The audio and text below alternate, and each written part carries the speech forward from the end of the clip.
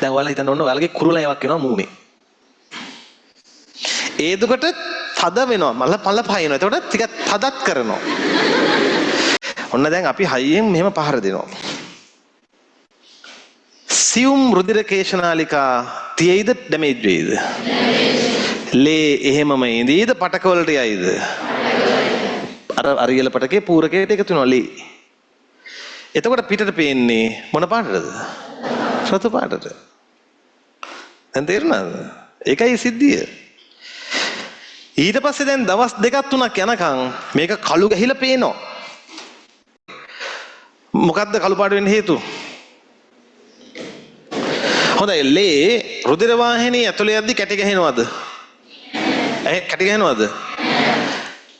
ඒ කැටි ගහන්නේ නැත්තේ ඔකේ ඉන්නවා බේසොෆිල කියලා කෙනෙක්. අහලා තියෙනවද බේසොෆිල? බේසොෆිල වලටත් එයාගෙත් තියෙනවා හිස්ටමින් හෙපරින්. හෙපරින් මොනවා කියලාද කිව්වේ? රුධිර ප්‍රතිකටිකාරකයක්.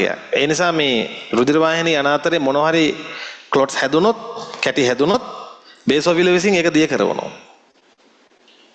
තේරුණාද? හැබැයි ඔය කියන බේසොෆිල එහෙම මහ ලොකුවට අරියල පටක පූරකවල නෑ. ඉන්නේ අර කුඹ සෛල වගේ කට්ටිය. ලොකුවට ඒගොල්ලන්ට යමක් කරන්න බෑ.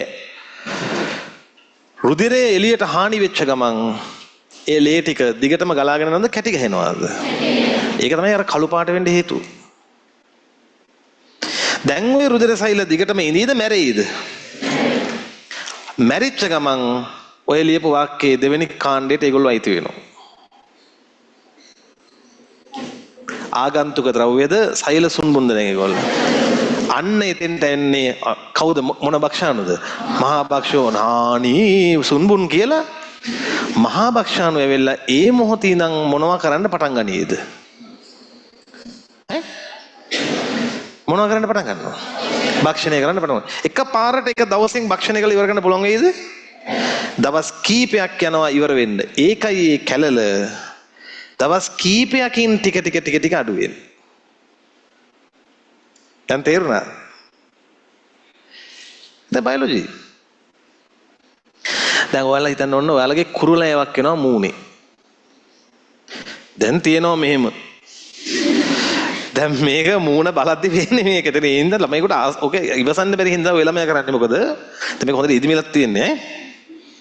ඔහම අල්ලනවා. ඒ යොදන පොඩි බලය ඔයාලට පොඩි එකක් වෙන්න පුළුවන්. හැබැයි ඇතුලේ කේශනාලිකා ඉන්නේ පිපිරෙන්න බලාගෙන. මොකද දැන් ඉදිමිලා ඉන්නේ. ඔයාලගේ පොඩි බලය ඇති මොනවා පුපුරවන්නද?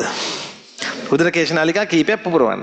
ඒ ඔයාලා අල්ලනකොට ඔයාලට තේරෙන්නේ නැති මේක රතු වෙනවා වැඩි.